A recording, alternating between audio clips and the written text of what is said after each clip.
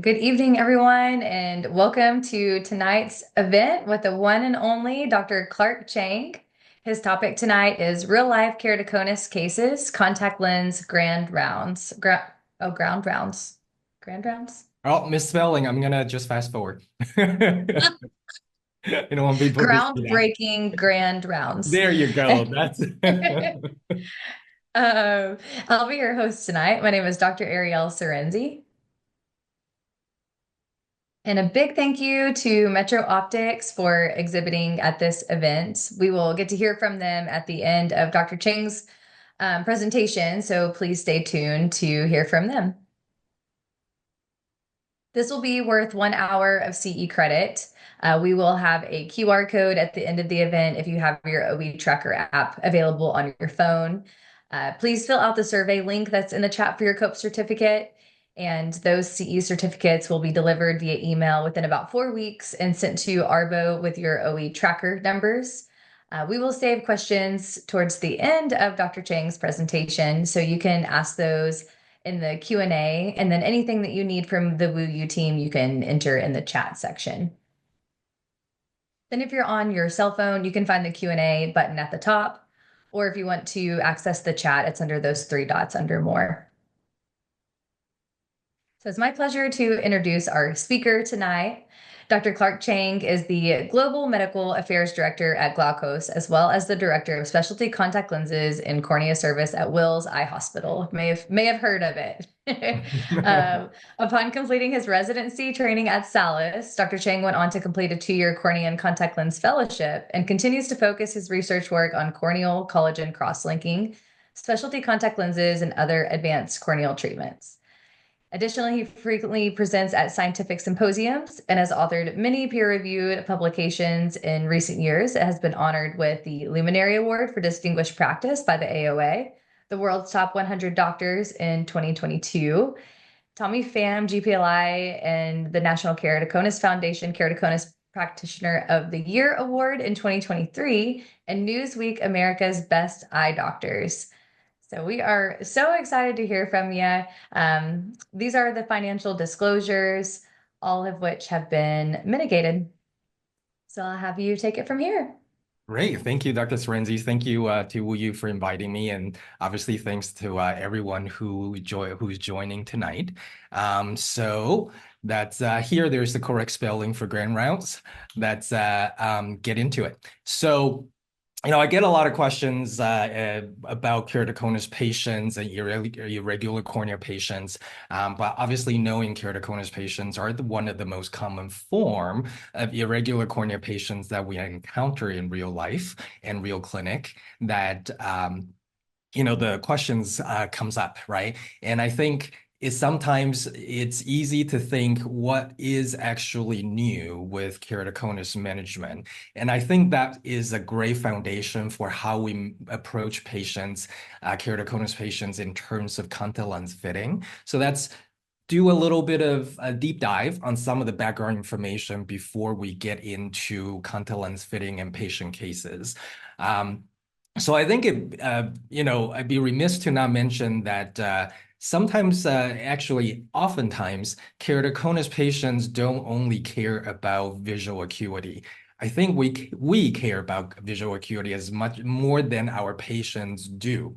In terms of course, everybody wants to see the best they can, but we tend to define success with with the outcomes on the Snellen chart. And it has been discussed in literature about how keratoconus patients as a group of patients, they don't always rate their life experience with which line they achieve on the chart, and therefore sets up the conundrum of if you compare to patients like glaucoma patients or macular degeneration patients or diabetic retinopathy patients, all the patients who, and even vein occlusion patients have been compared when they have been surveyed in terms of their mental, their self-assessment of their mental well-being. Keratoconus patients, you may be surprised to hear that usually are ranked the lowest. And yet they typically, of all the diseases that we've talked about, they usually have the best outcome with their corrective visual acuity and contact lenses, and obviously, complete most of them field of view compared to glaucoma patients, for example. So there are other things that they are, our patients want that we may not be providing. And if many of you already know about CLEC study, right? So we know that a lot the CLEC study patients, of the 1,209 patients that were followed for 8 years, in the seven follow-up subsequent years after their initial enrollment, even despite majority of patients in contact lenses, they still continue to report a declining visual-related quality of life. And some of the authors in literature suggest maybe it relates to cumulative stress throughout their lifetime because of early onset, but also concerns of continued progression as well as frequent changes in the management approaches, such as their spectacle prescription and contact lens prescriptions. So I think those are all important things to remember, that we shouldn't be defining this condition and also the management goal solely by visual acuity. So my cornea fellow, long time ago, Dr. Angela Shin, I want to give her a shout out for compiling the data, this is quite a while ago, before FDA approval of cross-linking. So at that time, I mentioned it because majority of the patients that you're seeing here, they were enrolled in clinical trials if they needed corneal collagen cross-linking. So we looked at 329 consecutive eyes that were fit in the clinic, in my clinic, and those who we could, they're stable keratoconus that we don't deem them as needing any other surgical approach. They go straight to contact lens refit. Most of these actually come to the clinic claiming that they've had numerous contact lens failure in the past or in their history. And then those who are either unstable or for any other reason just refuse to retry contact lenses, we may provide them with different medical or surgical approach. Majority of the group under surgical are either patients in the corneal collagen cross-linking trial or cross-linking combined with something like an intrastromal insert like Intacs. And what's notable is that if you look at the improvement in tolerance to contact lenses, at presentation and at the end of their treatment, including contact lenses, there's a major, more significant improvement in contact lens tolerance in the surgical group, proving or at least supporting what we had talked about in the prior slide, right? There may be other things that patients are looking for that we need to deliver in order to get them to become happy and most compliant patient that you can manage with contact lenses.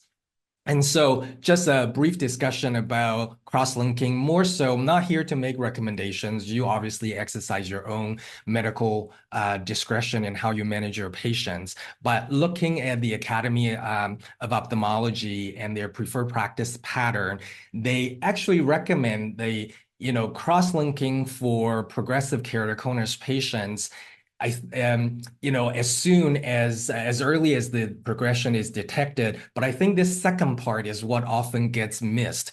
The goal of that, in addition to stabilize their condition of keratoconus, is also to make sure that we can preserve the best visual acuity that they can obtain with glasses and contact lenses.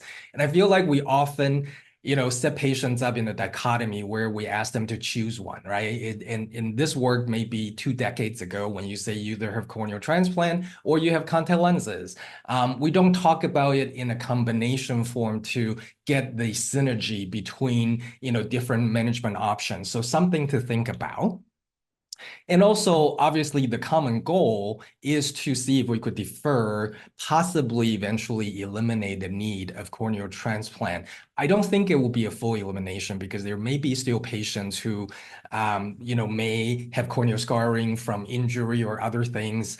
We'll discuss a case of contact lens induced type of scenario with corneal scarring a little bit later. So I don't know that it will be fully, but as much as possible to defer or eliminate the need of corneal transplant. And if you look at this very recent publication from a French hospital, it is proposed that the wide utilization of corneal cross-linking as well as the improvement in contact lenses are what combined together further kind of potentiate the goal of delaying the need for corneal transplant for these patients. And there is also, I get frequently asked the question about when would you start fitting contact lenses after certain procedures such as corneal cross-linking? I typically fit them about 3 to 4 weeks after, and you could see that one of the more recent publications from eye and contact lenses out of Wilmer Eye Institute, they basically concur, right, that they didn't find any need to change even preoperative evaluation of contact lens prior to corneal cross-linking compared to 1 month after, compared to 3 months after. And therefore, they recommend that you could resume contact lens where 1 month after, possibly even just utilize the similar fitting that you had, that the patient was happy with prior to cross-linking. So look up the publication. And in the future, this 3 to 4 week guideline can change if we indeed have an epi-on cross-linking that gets approved in US. That's obviously out of the scope of this lecture. And I want to remind everybody that epi-on cross-linking is not yet approved. Glaukos has submitted an NDA submission to FDA and emphasizing on different elements, especially with supplemental oxygen. As you can see in this little test tube of riboflavin solution, once you pump in oxygen, you're reactivating the riboflavin. So there are many, many different benefits of maximizing oxygen during the treatment duration. But again, that's out of the scope of this lecture, so we could discuss that in the future potentially. But what doesn't change is that in order to maximize patient outcome, whether combined with a procedure or not, or as a standalone contact lens treatment approach, in that same study that I had cited you with my cornea fellow, Dr. Shin, it shows that with different lens designs available, you can push up the success rate very quickly, including just one more lens design. You can see that it jumps from 76% or 75.9 to about 94% of success rate in that patient can, achieve full-time wear. So, try not to refit patient over and over in the same lens if they're already complaining about, say, potentially a corneal GP. And, varying the diameters, just the diameter of a 8 millimeter to 9.5 to 10 may not always do the trick. So make sure you have a completely different lens design to offer. And that's why it's important to talk about all different lens designs that we're going to do today. And contact lenses isn't completely innocent, right? Like there can be complications more than just the hypoxia that we often kind of are more aware of or on our radar to watch out for. Here you have, corneal hemorrhage from removal of a scleral lens. You may induce bubbles due to different, scleral barrier obstacles that people call it, whether it's a bleb or a patch graft or other things. So a straight, spherical back curve, even sometimes by toric back haptic, may or may not do the trick in a scleral lens, despite the recent in the last 5-10 years or so, wider and wider utilization of scleral lenses point to the fact that we need to have access to more than just one lens design, or one lens category, I should say. And if you indeed have that, then certainly develop your own algorithm in what lens to use. If you see enough of one condition, you may come up with your own algorithm in terms of knowing which one you want to use as your option 1, option 2, option 3, should something fails. And that kind of is in line with what I was trying to show you with that curve of having more than one options or lens category will greatly improve your, patient outcome. And this is just an example of an algorithm from Dr. Longis Michaud from University of Montreal. And again, like I said, there could be very, different variations that you could use. But and regardless, before we head into the cases and different lens design, I think early detection of keratoconus is most important in that you would have more time to talk to the patients to decide what approach to take and what management path you are going to take with them throughout their lifetime so they indeed stay with you and become a very trusted partner and a compliant patient. Dr. Tracy Schwartz and myself have written a recent publication in the April issue of Review Optometry on different level technology, low tech, high tech technology to use in clinic in diagnosing keratoconus. So if that's of interest, please feel free to look it up as well. Okay, so let's get into different lens category and patient cases to highlight different fitting approaches. So corneal gas permeable lens, obviously gold standard. I think that there's still very good utilization and purpose to include them in clinic. Some of the newer doctors may feel like they're strictly 100% scleral lenses. I feel like gas permeable lens is not dead, that it's not dead end technology. It's still something that we can continue to utilize. I feel like to me the main advantage outside of being very cost effective because they're so durable, I mean, I still tell patients to replace them every 1 to 2 years just to be as compliant with their contact lens and ocular hygiene as possible. But to me, I feel like the highest advantage is in lens handling, specifically lens insertion. It really sets itself apart, the ease of that aspect of lens handling compared to, say, hybrid or scleral lenses. It definitely, to me, is much easier for patients to utilize if they have any type of, say, physical attributes like tremor or other reasons that they cannot handle a larger lens. I feel like a corneal GP is a really good option. And obviously, the resting pressure distributes throughout a certain premise or parameter of the cornea. We know that the more foreign body sensation in the beginning, therefore longer adaptation and initial discomfort.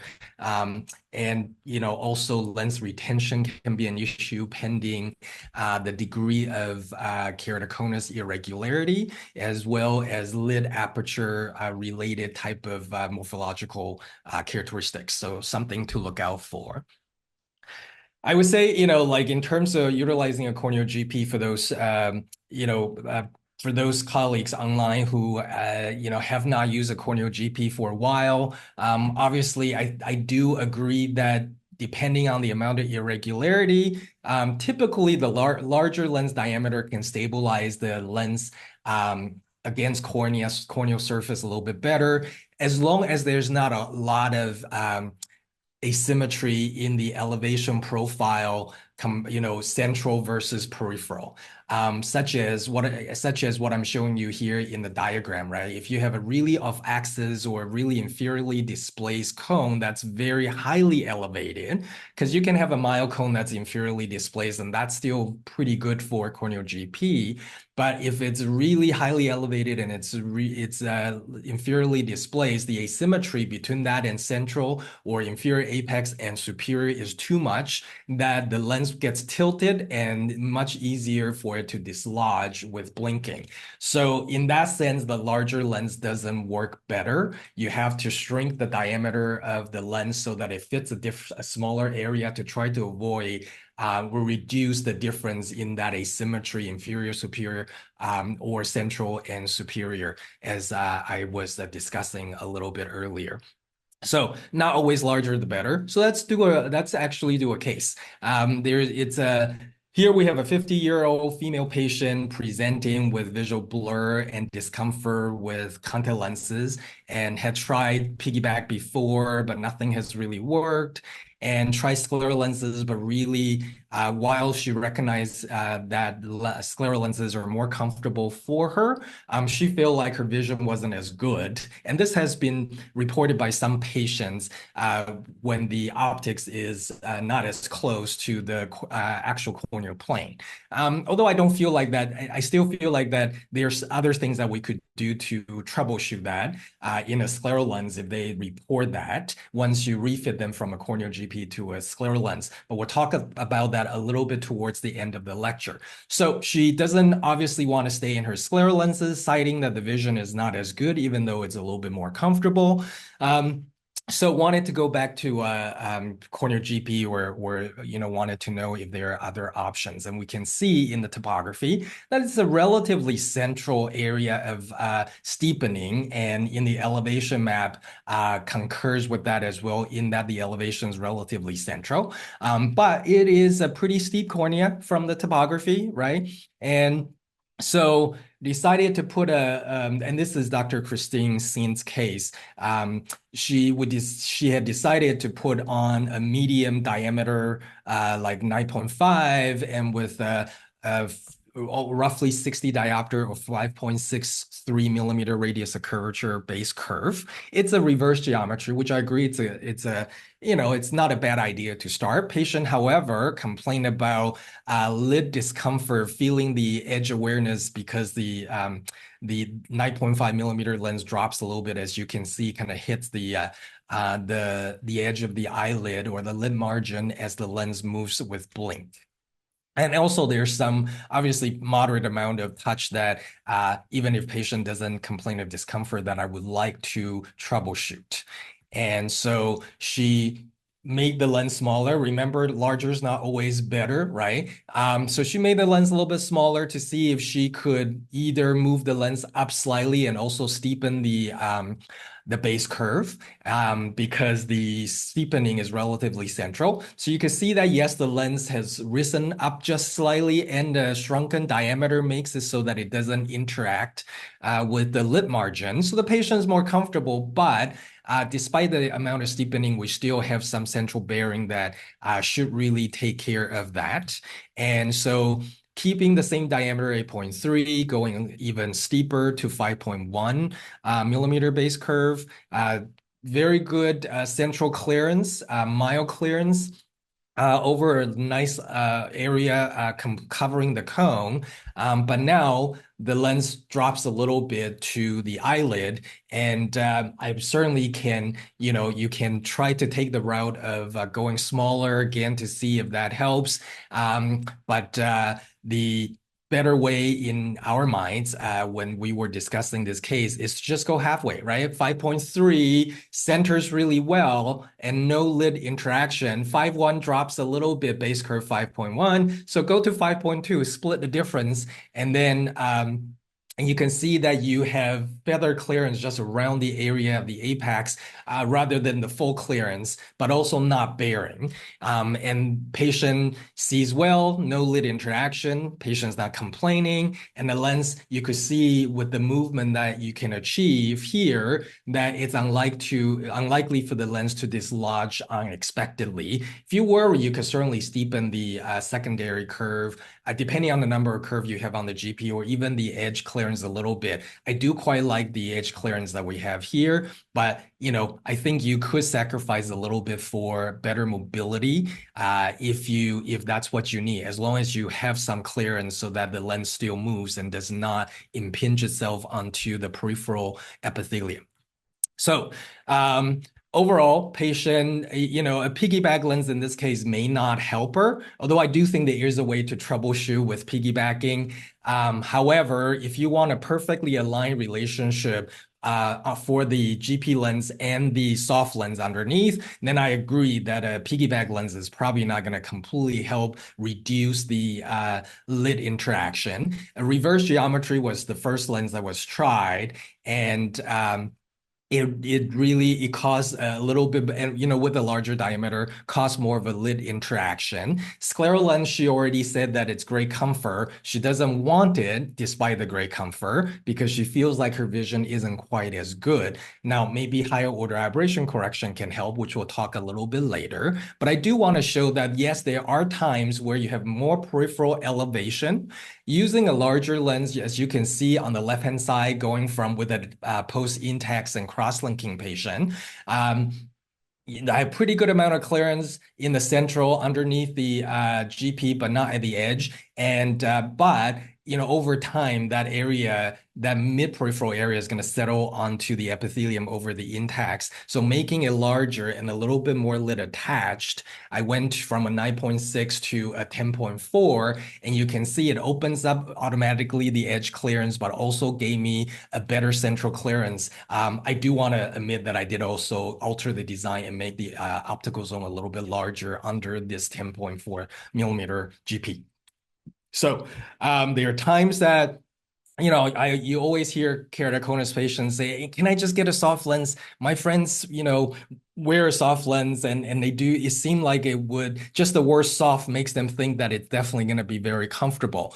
Obviously, majority of them understand that, hey, if you're not going to see well in glasses, a daily disposable soft lens is unlikely to work, but there are custom soft lenses and custom soft keratoconus lenses that can sometimes work, especially for early and moderate keratoconus patients. Obviously, it doesn't create enough tear lens prism to mask, maximally mask the anterior corneal surface irregularity. And they typically are a little thicker, and therefore, chronic hypoxia could be an issue. Although if you fit with enough movement, I feel like that may not be as big of a concern, but I definitely do watch my patient very closely when they're in this type of lens. So that's talks through a case here. I have a 68-year-old white male. This is again back in the clinical trial days before we have corneal cross-linking approval by FDA. So this patient came in having heard the clinical trial that we were conducting at the time and say, hey, I feel like I need something done. Otherwise, I'm gonna go get a corneal transplant because I really I've never had better vision in my contact lenses compared to my glasses, and I don't love my glasses, especially for driving at night and or just going on a long road trip. However, we suspect that his keratoconus is likely stable. He hasn't mentioned about any type of recent year in terms of glasses prescription change or visual acuity change, just that it had always been pretty poor with contact lenses to the fact that he has to rely on his glasses. So you can see this is his, so he came in with glasses. You can see his manifest refraction and respective visual acuity. Makes sense with the topography in terms of grading the keratoconus severity that the right eye would be worse than the left eye. And we didn't want to recommend corneal transplant because, cornea is clear. There's no scarring. He should have really good visual acuity with a properly fit contact lens. So we recommended that first. Go back to the referral optometrist, please. And the patient pleaded and said, I really just tried so many times. I don't want to do that. You have to do something. Or I go, or he was going to seek corneal transplant. So we thought, okay, what if we try to regularize his ocular surface or corneal surface with an intact at that time or intrastromal ring segment? And you could see that 3 months later that the difference map does show a reduction in the corneal irregularity. His astigmatism, manifest astigmatism dropped by 2 diopter. He picked up 2 lines better. And obviously, again, we have to, even though we're clinically communicating what marker he landed at on Snellen chart, we don't want to use visual acuity as the only guide. And I also have collaborated with Dr. Liao and Dr. Ye in a next generation CTAC segment, which is allogenic tissue that serves like an intact in the cornea. So anybody who's, if this is of any interest to you, please feel free to look at Modern Optometry of our article to see how this patient was managed afterwards. But back to my 68-year-old patient. So we send the patient back after intacs for a contact lens refit. He came back and said that yes, better comfort now with hybrid lenses, but the vision is either equally poor as his prior experience with corneal GP or possibly a little worse. He's not sure. Regardless, it's still not as good as his glasses. And you can see why, right? Like if you see his manifest, especially the patient is definitely relying more on the left eye. In manifest refraction, I can get him to about a soft 20/25, and he's more like a 20/30 with the hybrid lens. We could argue that that may be about the same, but to the patient, he's definitely a little worse. And so when I did a overrefraction, cylindrical overrefraction, you can see that he has enough residual sill that if I show him the correction, over his hybrid lenses, he definitely report much improved vision. Not perfect in the right eye, but as his binocularly, he is functioning much better. He doesn't really want to try scleral lens at the time because he thought if I really cannot handle a small corneal GP, why would I do any better with a scleral GP? And even though there's fault in that thinking, I thought, okay, well, let's give you a try on a custom soft keratoconus lens and see how you do. If you don't do well here, then we really should try something else. Because I cannot build front toric in a hybrid lens for him. In a corneal GP, it's unlikely to be stable. He doesn't really want to try piggyback, nor do I think that's going to give him the best rotational stability of the top of the corneal GP on the top. Therefore, I thought, okay, either scleral front with front toric optics, or let's try a custom soft lens. So follow the manufacturer guide. Actually just grab the mean K off the Pentacam and then follow the guide, came up with the lens, over refracted him and created this lens for him, came back and actually was pretty happy to start because his left eye again is nearly 20/20, which is better than his hybrid or spectacle best corrective visual acuity, right? And I want to show you that we can create some tear lens underneath a custom soft lens, in this case, a Novacone for keratoconus application. And you could actually see there's a little bit of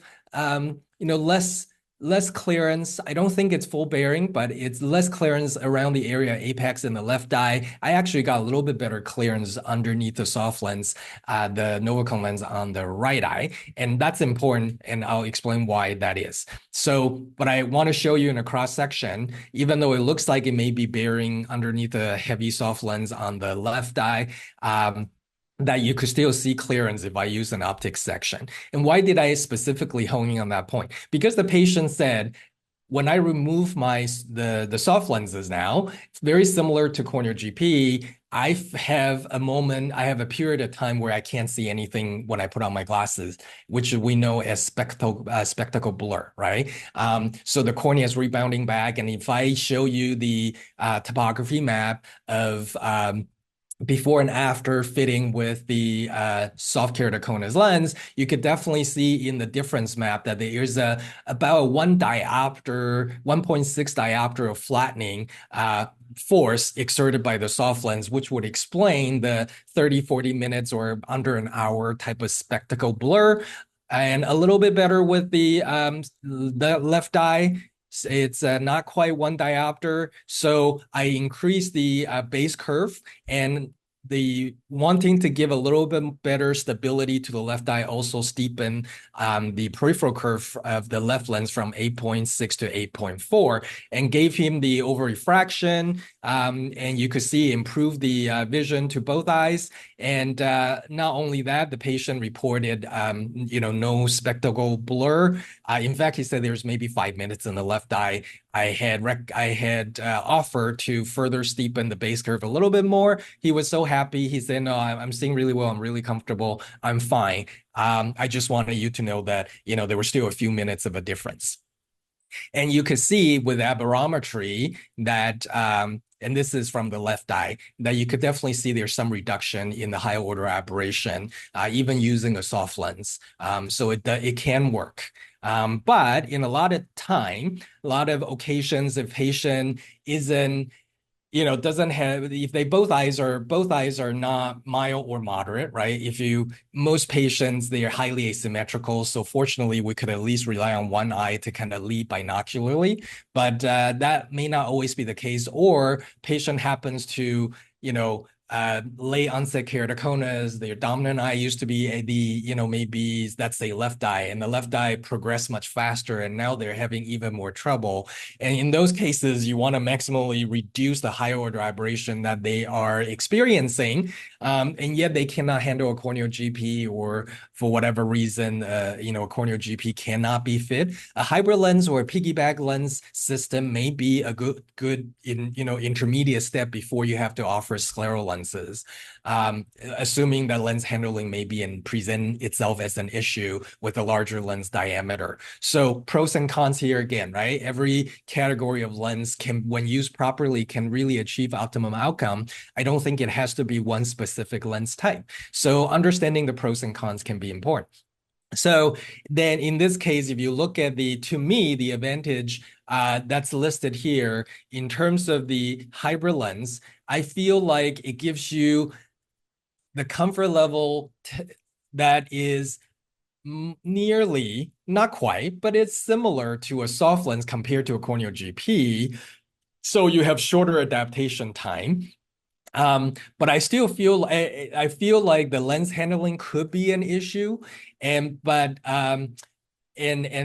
equally troublesome for some patients may be the optical zone is relatively small compared to in a hybrid lens compared to other lenses. So those who you either know that they have large mesopic pupil, they would see night flare, or that they already complaining about that.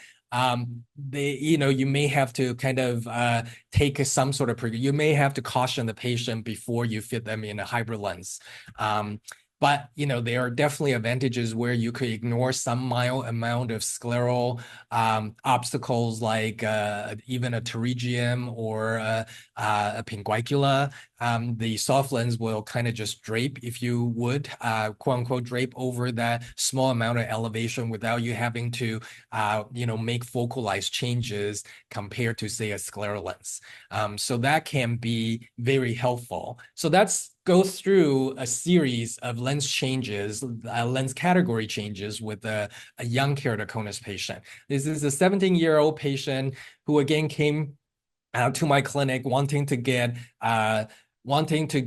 enrolled in a cross-linking trial because he did his own research online, told his parents and came, and however, never had any ocular diagnosis. He was just complaining about more and more bothersome halo glare, especially at night. He sees it all day long, but he just kept getting changed or being updated with his prescription in contact lenses. He wears soft disposable lenses, and it was a biweekly lens design at that time, and kept changing glasses prescription and more often soft lenses prescription, and always gets to 20/20. Never had a ocular diagnosis. He's complained numerous times during his annual exam for 2-3 years now. And again, just never really knew what, was never given a diagnosis. He came. This actually wasn't his pentacam display at his initial presentation. This was 6 to 9 months later, because when he first came, there was no there's no topographical irregularity. There was no inferior steepening. There was no like radius skew or any type of asymmetrical bow tie even at the time. He did have a little bit of posterior elevation anomaly, but we thought he also has very large pupil. And we tested biomechanics using aura. His CRF and CH were all within normal. Everything else was within normal. So we thought, well, maybe this is worth watching. Until 6 months later, we see that his topography and his elevation map started changing. Even though he can still be corrected to 20/20, he was enrolled in the study trial at that time. And afterwards, we started discussing, different lens options. He was young, and I thought, why deal with potential of, GP dislodgement? A hybrid lens, he seems to be very capable with lens handling. So, and he, this is 14.5 total diameter, not that different from his soft lens. I feel like with the additional fluid, he can handle it. So we started with that. Although I also picked this on purpose because remember I said that he has pretty large pupil, mesopic pupil. I think his mesopic pupil size was about 8.5. And the I didn't know if the glare halo issue that he was reporting was solely because of his corneal irregularity, or how much does it have to do with his pupil size? Because remember, he says that he sees it all day long anyway. He's still feeling, he's still feeling incapacitated during the daytime. It's not just a nighttime phenomenon. So I wonder what his outcome would be with the hybrid lens, because the OZ is a little smaller. So I gave it a shot. I picked he has very mild keratoconus, so I picked the lens design at that time that was more for irregular cornea, mild keratoconus, but with the benefit of larger optical zone compared to other hybrid lenses. So I gave that a try. Again, 2020, no problem with lens handling. Comfort level great. Continues to, however, complain about halo and glare. So I had him trial brimonidine to see if obviously wait 10-20 minutes before he replaced the hybrid lens onto the eye.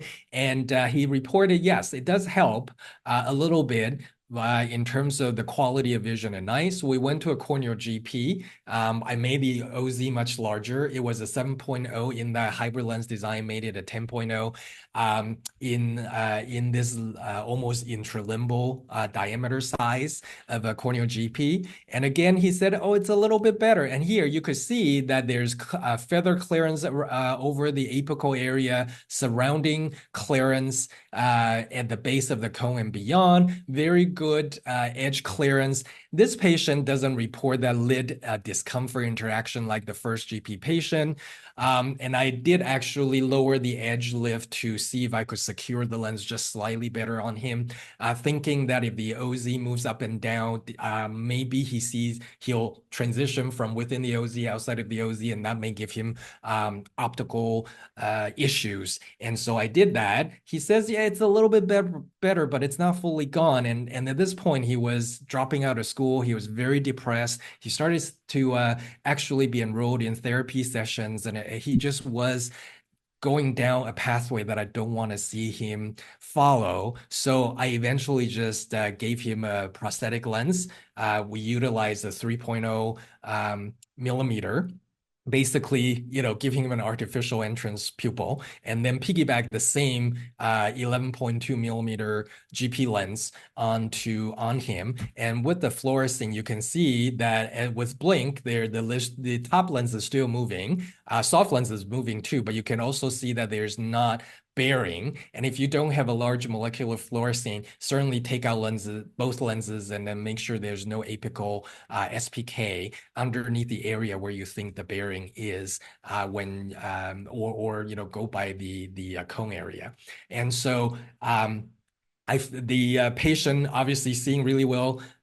You could see the reduction in high order aberration. He does report that he doesn't need the pupil to be smaller because the 3.0 pupil, gives him very clear vision and without halo glare all day long. And again, we could see the reduction in the high order aberration. There's obviously new technology that we could use currently only on scleral lenses that we're going to talk about, that had I if I was able to turn back time, I see this patient, in the last 2-3 years, I would utilize this technology first rather than put him in a prosthetic, soft lens in a piggyback lens system. But we'll talk a little bit about that. Let's stay on a piggyback and corneal GP case, one more case before we move on to a scleral lens. And so I have this patient, again, young patient, 27-year-old, and basically referred to contact lens clinic to see me after a baseline ophthalmology consult, stating that he has corneal scarring in both eyes, and basically is telling him that he's candidate for corneal transplant, but if he wants to give contact lens one more try, see what I can do. And so the patient came, and you could you could see definitely, large, moderate, severe amount of central bearing, right? And so we could visualize the cone area obviously is rather extensive underneath these corneal GP. And the amount of scarring, quote unquote, you can kind of justify the reason why the visual disparity, right? Better in the right eye and worse in the left eye. So, however, if I remove the lens and look at the cornea, there's keratoconus nodules here in the right eye. So it would explain the discomfort and the constant redness. And, he was first told that he had dry eye and maybe, purchase new lenses more often, purchased replaced corneal GP. He did try that, didn't work. You could see why, right? Obviously that the lens movement over the nodule area isn't going to be comfortable. Yeah, there's a little bit of corneal haze there, but it's not, at least not over his photopic pupil. So the 20/30 in the exam room, I feel like is not completely explained. And when I look at the left eye, I thought, that area, that corneal scarring, the coloration doesn't look right to me. I don't feel like that's corneal scar. So if you, with magnification, you could see their vasculature leading to this area, which I subsequently diagnosed as lipid keratopathy, right? So the white blood cells and lipids are leaking.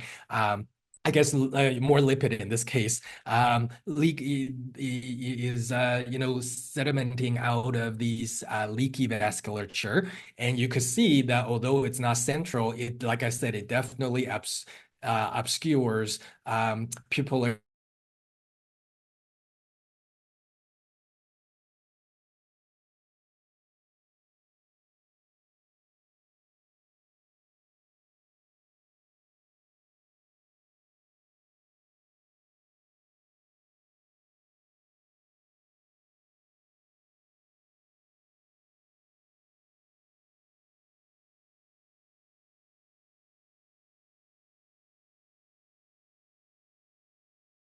of the eye and his discomfort and vision issue. So he's being young, he could not really invest in a new pair of lenses. So I said, well, why don't we try piggyback first, and then we'll utilize your current GP as long as you're comfortable with the idea of that. And you can see that the area of the scar, I'm sorry that it's not to ratio, but you could definitely see the vessels being more quiet, right? And then the area of the scar is actually getting smaller as well. And so a year later, when he's ready to be refit in a new lens, I put him in a scleral lens, and you could see the vision continues to improve through piggyback lens, and then scleral lens, because the culprit in this case of the lipid keratopathy is from the excessive corneal bearing or apical bearing from the corneal GP. It was too late for me to reverse the course at that time using just by modifying the GP. So taking him through, proof of concept, piggyback, and then scleral lens really brought him very good outcome. The last time I saw him, he was 20/20 minus, and I could no longer capture any evidence of ghost vessels or corneal haze, and that's why there's not another photo.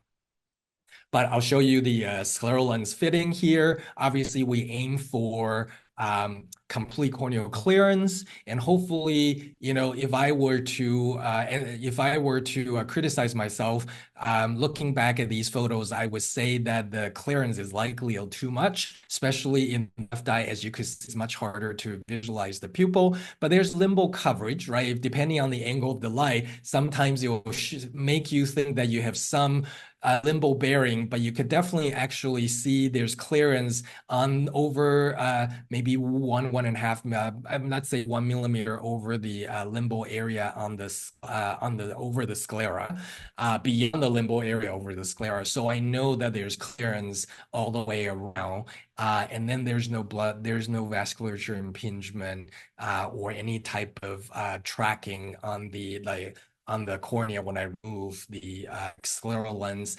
There's no imprint of the lens, so showing that there's good alignment relationship of the haptic to the sclera. So that already highlights what corneal GP the pros and cons are, right? Obviously, better comfort. If we could, there's the concern about the too thick of a tear lens because then you slow down the amount of oxygen getting to the cornea. So is there going to be some sort of hypoxia and then maybe setting up some sort of long-term chronic corneal neovascularization? Because although we have super high decay material, the tear film, the tear lens that we accumulate underneath doesn't have as much high decay as the plastic material that we're making these scleral lenses out of. And so that's why I say if I criticize myself, I think I probably have too thick of a tear lens underneath the scleral lens. But sometimes it's due to the asymmetry of the peripheral cornea, much less elevated, and the apex is very elevated. So you have to create a really a sufficient sagittal height to overcome or vault over the apex, and therefore set up the situation where peripherally you have too thick of a tear lens. So that's where, there's some complexity, and that's not even, we're not even talking about sclerotoricity and how to, and if you have pinguicular pterygium or bleb, how to overcome, those fitting issues. There are very good scleral lens fitting lectures on Wuyu, so I recommend that everybody, if you're interested, to obviously go check out those lectures.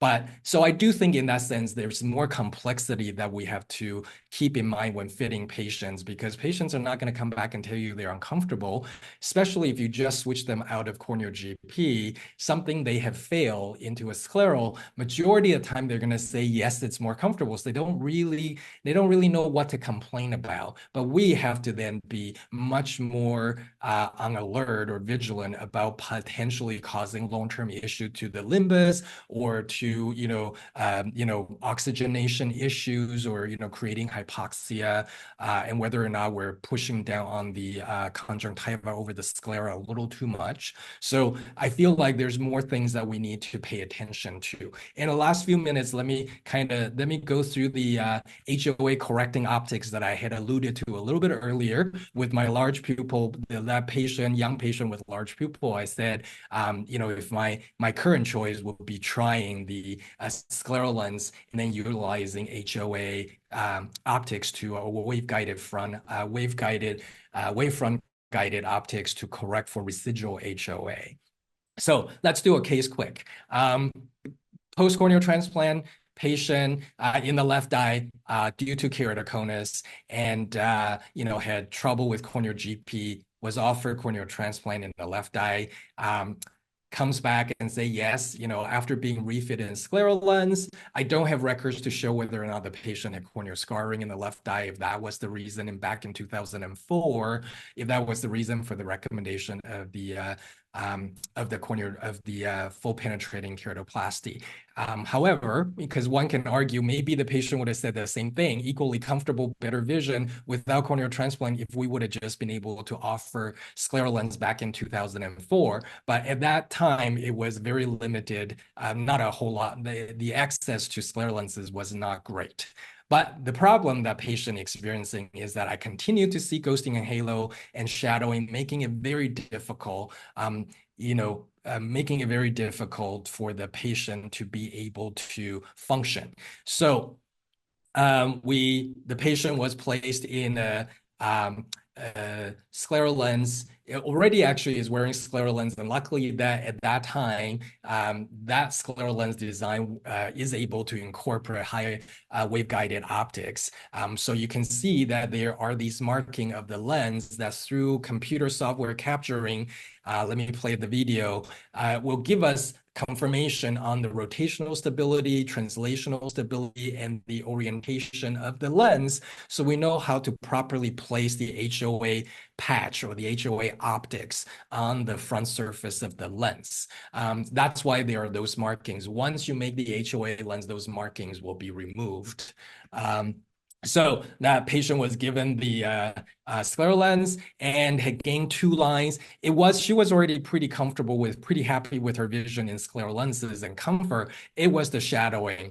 and ghosting. And you could see that she comes back and say, this is great. I don't see any more of those bothersome doubling of my vision. I can actually work now.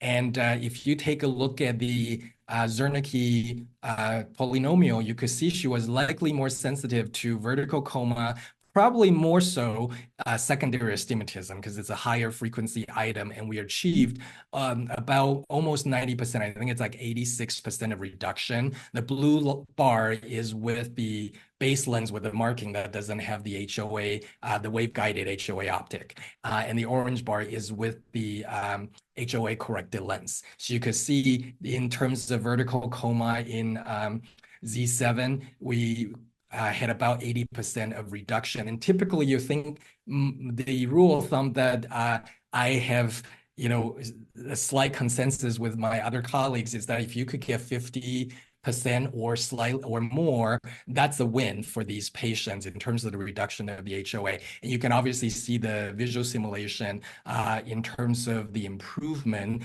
of their retinal image quality.